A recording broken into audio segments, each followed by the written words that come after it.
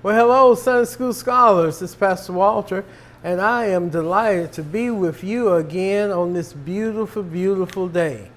God bless you. When we launch out today, let's start with a word of prayer for world peace, especially the situation that's going on in the countries in the foreign shore. And we want to be sensitive to the people who are fleeing danger and harm, especially the women and children and the men who are facing each other in danger. Our Heavenly Father, we pray for Ukraine at this moment. We understand that there's the possibility that there's much harm going on in that area, even in hospitals, and expected women and children and those who are trying to flee the country sometimes are being hindered. We just pray for peace. Pray for God's peace. We pray, Lord, that you will arrest the mind and the heart of those who are perpetrating evil, death, and destruction. Bless this lesson today. In Jesus' name we pray. Amen. If you would, in your commentary, in your Sunday school book, on your device, and that old standby called the Bible, amen. If you would, turn to Ezra chapter 6. Around the first 13 verses, but it's a short chapter, so let's just consider all of it for this time. We've been talking in this new unit of Sunday school lessons about liberation, freedom, and justice. And today we're talking about a nation that's experiencing liberation. They have been captive for many years, and a benevolent king, the head of the government, has made a decision to let God's people return to their homeland, rebuild the walls of their city, and to erect a new temple, a place of worship and a place of national pride. As the lesson starts off, there's a discovery that's made in the house of the records. They find that King Darius has made a decree, an edict, a decision that in due time the children of God should be returned home. And we're going to talk about God's favor in a moment in terms of restoration, but this is important. All of you secretaries and scribes, modern day scribes, trustees, deacons, committee members, it is important that you preserve your heritage. It is important that you preserve your minutes. I don't care how you capture them, on pen and pencil and paper or on a recording device. It is important. There was a church I knew in the town that I grew up in that owned a valuable piece of property in the downtown section. Well, as time go by, it became more commercialized around them, and it became very, very, very expensive to buy land. And suddenly, one day, a major corporation built right up next door to the church.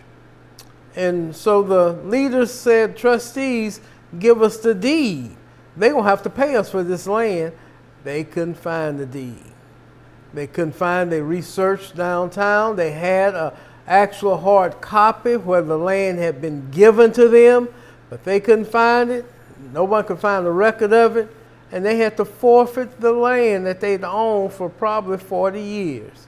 It's important that we preserve a record of our history to the incoming generation, and it's important legally that we preserve the documents of our church and organizations. So they went to the house of record. They found a scroll with the king's name on it. Not only did he give them permission to travel back to do this restorative work, he also gave them permission and privilege, the power and the money. He restored to them the gold and silver that had been stolen from them years ago during captivity. He ordered that their enemies in the territory just leave those people alone. He further decreed that whatever they needed for their religious services, the animals for the sacrifice, the feeding of the people, the stonework, the timber, whatever they needed would be provided. That's very important. That's very crucial, because this is a picture of God's restoration not only to the nation of his people, but to me and you. I'll repeat again, the Lord will and can restore what the locust has taken away. So don't feel down today. You may be down and out, but restoration for the Christian believer is on the way. In this lifetime, you don't have to wait to die to walk on golden streets. You trust the Lord today, and he can restore you of what has been taken away from you. He can take your enemies and make them leave you alone in this present world. And he can have you walk back into your destiny as he did the people in this lesson. Let's celebrate. Let's celebrate. Even before it happens, let's shout now about God's restoration. That's our lesson for today. I want to honor all the women. This is Women's History Month. Now, ladies, I know y'all live 365, 24/7, and my hand goes up as one of those male people that we cannot do without you. I couldn't be making this video without the help of a beautiful young angel who has come alongside to make this possible. I would be up here with my shirt on upside down if it wasn't for my beautiful bride who made sure that I look presentable to you all today. How'd she do? Write me in the comments and tell me. We celebrate you this month. We celebrate you every month and every day. God bless you. Stay tuned. When we sign off here, there will be another lesson for this week. It won't be a Sunday school lesson. It'll be a word for Wednesday, a word for the week.